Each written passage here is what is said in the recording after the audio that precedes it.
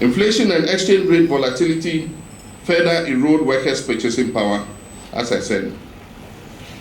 For the first time in over 50 years, we have defaulted in payment of our debts, and we've been downgraded by credit rating agencies to the lowest level ever experienced, junk. In other words, borla status. The escalating cost of living driven by hyperinflation, a collapsing currency, and rising prices of essential items, including food, has made life unbearable for millions of Ghanaian households who are currently practicing the 001 or 010 or 100 formula. For those of you who know it, you know it.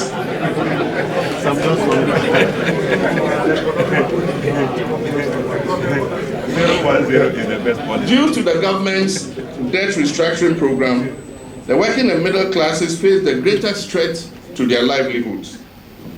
The debt exchange has expropriated the interest payments on bonds held by the working and middle classes, affecting many households, including poor pensioners.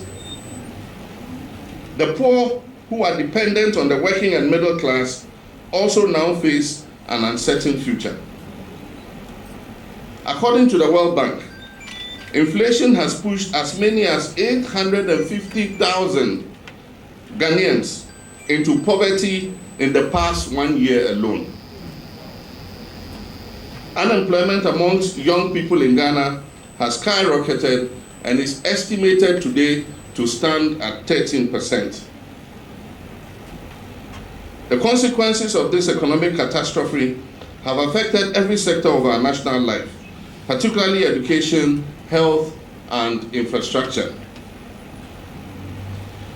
Unfortunately, the government has no grasp of the magnitude of the economic suffering that Ghanaians are going through and is unwilling to make the necessary adjustments to resolve it.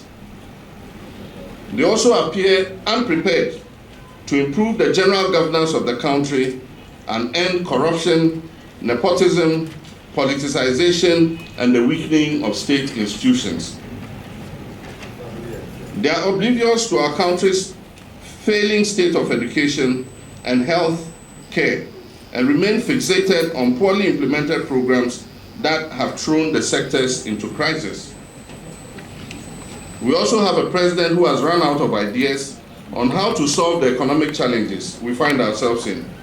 And by his recent declaration, his focus and last energies are going to be expended on installing his anointed successor as the next president.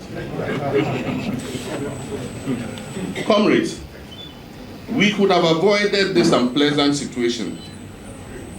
The signs of this crisis were there for all to see. A conflicted finance minister whose only interest was to borrow endlessly and mire our economy in the quagmire of debt was obvious from as far back as 2019. We could see it coming. A president whose budget was creatively crafted to hide huge liabilities in order to present a favorable economic outturn to the world so that he could borrow more from the international capital market was evident for all to see.